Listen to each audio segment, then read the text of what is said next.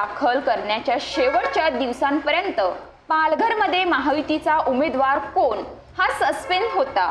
त्याचवेळी भाजपने गुगली टाकत राजेंद्र गावित यांचा पत्ता कट करून निष्ठावान कार्यकर्ता डॉक्टर हेमंत सवरा यांना उमेदवारी दिली आहे।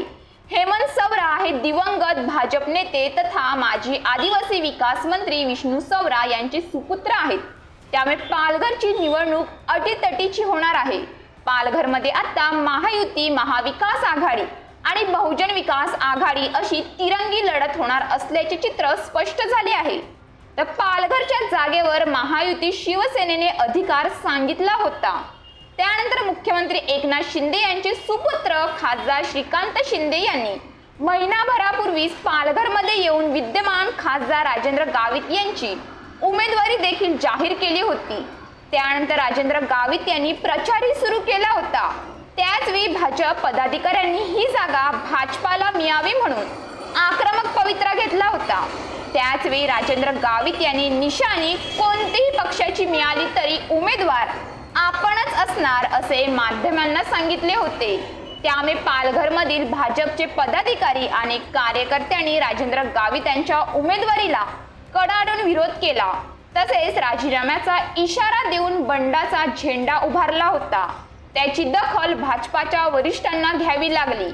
हे नाराजी नाट्यमय महिनाभर सुरू राहिले होते। दुसरीकडे महाविकास आघाडीने माजी जिल्हा परिषद अध्यक्षा भारती कांबळी यांना उमेदवारी देऊन प्रचाराला सुरुवात केली।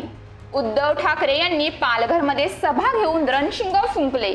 त्या पाठोपाठ जिल्ह्यात राजकीय ताकद असलेल्या बहुजन विकास आघाडीने बोईसरचे आमदार राजेश पाटील यांना उमेदवारी देऊन निवडणुकीच्या रिंगणात उतरवले। एवढ्या मोठ्या राजकीय घडामोडी घडूनही भाजपने आपला उमेदवार जाहीर केला नव्हता। अखेर उमेदवारी अर्ज दाखल करण्याच्या शेवटच्या दिवशी भाजपने आपला हुकमाचा पत्ता बाहेर काढला। राजेंद्र गावितांचा पत्ता कट करून निष्ठावान कार्यकर्ता डॉक्टर हेमंत सवरा यांना उमेदवारी देऊन पालघरमध्ये गुगली टाकली आहे। हेमंत सवरा हे दिवंगत भाजप नेते तथा माजी आदिवासी विकास मंत्री विष्णू सवरा यांचे सुपुत्र आहेत।